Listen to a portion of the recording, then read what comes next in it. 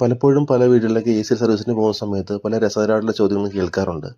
അപ്പോൾ ചില ആൾക്കാർ പ്രായമായിട്ടുള്ള ആൾക്കാരാണ്, അപ്പോൾ അവർക്കറിയാത്തതുകൊണ്ടാണ്. അപ്പോൾ അവർ ചോദിക്കുന്നത് ഇൻവെർട്ടർ എ സിയുടെ അകത്ത് ഇൻവെർട്ടർ ഉണ്ടോ, അല്ലെങ്കിൽ ഇവിടുത്തെ എ സി ഇൻവെർട്ടറിൽ വർക്ക് ചെയ്യുമോ, ഇങ്ങനെയൊക്കെ ചോദ്യങ്ങൾ ചോദിക്കാറുണ്ട്. ഇതാണ് നമ്മുടെ ഇൻവെർട്ടർ എ സിയുടെ ഔട്ട്ഡോർ യൂണിറ്റിൽ വരുന്ന ബോർഡ്. അപ്പോൾ ഈ ഒരു ബോർഡാണ് നമ്മുടെ ആ ഇൻവെർട്ടർ എ സിയുടെ ഔട്ട്ഡോറിനെ കംപ്രസറിനെ വർക്ക് ചെയ്യിക്കുന്നത്. ഇതിൻ്റെ നമ്മുടെ റൂമിൽ അല്ലെങ്കിൽ നമ്മുടെ എ സിയുടെ സെറ്റ് പോയിന്റിനെ ഡിപ്പെൻഡ് ചെയ്ത് അതിൻ്റെ കംപ്രസറിൻ്റെ സ്പീഡിനെ വ്യതിചരിച്ചുകൊണ്ടിരിക്കും. ഇതാണ് എൻ്റെ മെയിനായിട്ടുള്ള സംഭവം. അത് പല സെൻസർ സഹായത്തോടെയാണ് ചെയ്യുന്നത്.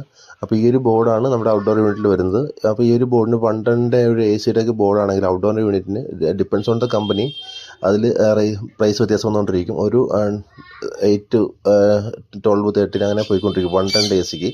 അത് പല കമ്പനിക്ക് വ്യത്യസ്തമായിരിക്കും. അപ്പം ഈ ഒരു ബോർഡാണ് അങ്ങനെ വർക്ക് ചെയ്യുന്നത്. അപ്പോൾ ഇത് അല്ലാതെ ഇൻവെർട്ടറിൽ കണക്ട് ചെയ്യാൻ എ സി സംഭവമൊന്നുമല്ല. ഇത് ഞാൻ പറഞ്ഞല്ലോ, അറിയാത്തവർക്ക് വേണ്ടിയിട്ടുള്ള വീഡിയോ ആണ്. ജസ്റ്റ് ബോർഡ് ഞാൻ കാണിച്ചതേ ഉള്ളൂ.